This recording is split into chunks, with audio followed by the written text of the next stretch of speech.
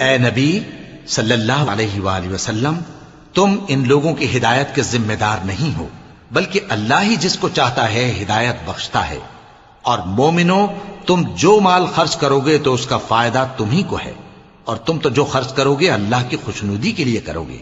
اور جو مال تم خرچ کرو گے وہ تمہیں پورا پورا دے دیا جائے گا اور تمہارا کچھ نقصان نہیں کیا جائے گا۔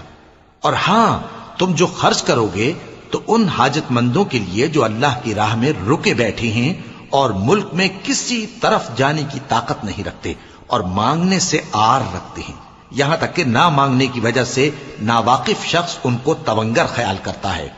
اور تم قیافے سے ان کو صاف پہچان لو کہ حاجت مند ہیں، اور شرم کے سبب لوگوں سے منہ پھوڑ کر اور لپٹ کر نہیں مانگ سکتے۔ اور تم جو مال خرچ کرو گے کچھ شک نہیں کہ اللہ اس کو جانتا ہے۔ جو لوگ اپنا مال رات اور دن اور پوشیدہ اور ظاہر اللہ کی راہ میں خرچ کرتے رہتے ہیں، ان کا صلہ ان کے پروردگار کے پاس ہے، اور ان کو قیامت کے دن نہ کسی طرح کا خوف ہوگا اور نہ غم۔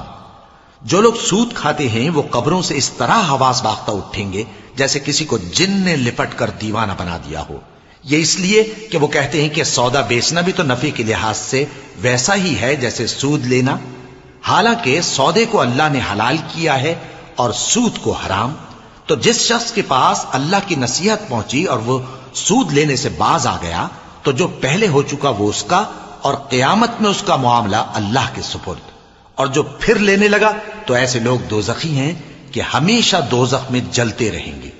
اللہ سود کو نابود یعنی بے برکت کرتا اور خیرات کی برکت کو بڑھاتا ہے،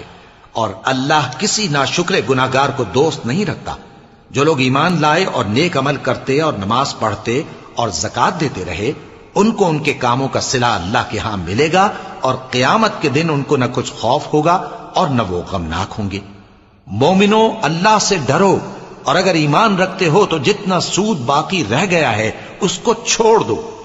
پھر اگر ایسا نہ کرو گے تو تم اللہ اور اس کے رسول کی طرف سے اعلان جنگ سن لو،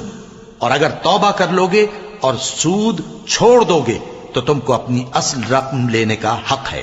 جس میں نہ اوروں کا نقصان اور نہ تمہارا نقصان۔ اور اگر قرض لینے والا تنگ دست ہو تو اسے کشائش کے حاصل ہونے تک مہلت دو، اور اگر زر قرض بخش دو تو وہ تمہارے لیے زیادہ اچھا ہے، بشرطے کہ سمجھو۔ اور اس دن سے ڈرو جبکہ تم اللہ کے حضور میں لوٹ کر جاؤ گے، اور ہر شخص اپنے اعمال کا پورا پورا بدلہ پائے گا اور کسی کو کچھ نقصان نہ ہوگا۔ مومنو، جب تم آپس میں کسی میعاد معین کے لیے قرض کا معاملہ کرنے لگو تو اس کو لکھ لیا کرو، اور لکھنے والا تم میں کسی کا نقصان نہ کرے بلکہ انصاف سے لکھے۔ نیز لکھنے والا جیسا اللہ نے اسے سکھایا ہے لکھنے سے انکار بھی نہ کرے اور دستاویز لکھ دے، اور جو شخص قرض لے وہی دستاویز کا مضمون بول کر لکھوائے، اور اللہ سے کہ اس کا مالک ہے خوف کرے، اور زر قرض میں سے کچھ کم نہ لکھوائے۔ اور اگر قرض لینے والا کم عقل یا ضعیف ہو یا مضمون لکھوانے کی قابلیت نہ رکھتا ہو تو جو اس کا ولی ہو وہ انصاف کے ساتھ مضمون لکھوائے، اور اپنے میں سے 2 مردوں کو ایسے معاملے کے گواہ کر لیا کرو، اور اگر 2 مرد نہ ہوں تو 1 مرد اور 2 عورتیں جن کو تم گواہ پسند کرو کافی ہیں، کہ اگر ان میں سے ایک بھول جائے گی تو دوسری اسے یاد دلا دے گی۔ اور جب گواہ گواہی کے لیے طلب کیے جائیں تو انکار نہ کریں، اور قرض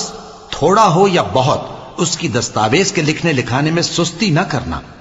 یہ بات اللہ کے نزدیک نہایت قرین انصاف ہے، اور شہادت کے لیے بھی یہ بہت درست طریقہ ہے۔ اس سے تم کو کسی طرح کا شک و شبہ بھی نہیں پڑے گا۔ ہاں، اگر سودا دست بدست ہو جو تم آپس میں لیتے دیتے ہو تو اگر ایسے معاملے کے دستاویز نہ لکھو تو تم پر کچھ گناہ نہیں۔ اور جب خرید و فروخت کیا کرو، مثلا زمین جائیداد کی، تو بھی گواہ کر لیا کرو، اور کاتب دستاویز اور گواہ معاملہ کرنے والوں کا کسی طرح کا نقصان نہ کریں۔ اگر تم لوگ ایسا کرو تو یہ تمہارے لیے گناہ کی بات ہے، اور اللہ سے ڈرو اور دیکھو کہ وہ تم کو کیسی مفید باتیں سکھاتا ہے، اور اللہ ہر چیز سے واقف ہے۔ اور اگر تم سفر پر ہو اور دستاویز لکھنے والا نہ مل سکے تو کوئی چیز رہن با قبضہ رکھ کر قرض لے لو، اور اگر تم میں سے کوئی دوسرے کو امین سمجھے یعنی رہن کے بغیر قرض دے دے تو امانت دار کو چاہیے کہ صاحب امانت کی امانت ادا کر دے، اور اللہ سے جو اس کا پروردگار ہے ڈرے، اور دیکھنا شہادت کو مت چھپانا، جو اس کو چھپائے گا وہ دل کا گناہگار ہوگا، اور اللہ تمہارے سب کاموں سے واقف ہے۔ جو کچھ آسمانوں میں اور جو کچھ زمین میں ہے سب اللہ ہی کا ہے۔ تم اپنے دلوں کی بات کو ظاہر کرو گے تو اور چھپاؤ گے تو اللہ تم سے اس کا حساب لے گا، پھر وہ جسے چاہے مغفرت کرے اور جسے چاہے عذاب دے، اور اللہ ہر چیز پر قادر ہے۔ رسول اللہ صلی اللہ علیہ وآلہ وسلم اس کتاب پر جو ان کے پروردگار کی طرف سے ان پر نازل ہوئی ایمان رکھتے ہیں، اور مومن بھی سب اللہ پر اور اس کے فرشتوں پر اور اس کی کتابوں پر اور اس کے پیغمبروں پر ایمان رکھتے ہیں، اور کہتے ہیں کہ ہم اس کے پیغمبروں سے کسی میں کچھ فرق نہیں کرتے، اور وہ اللہ سے عرض کرتے ہیں کہ ہم نے تیرا حکم سنا اور قبول کیا۔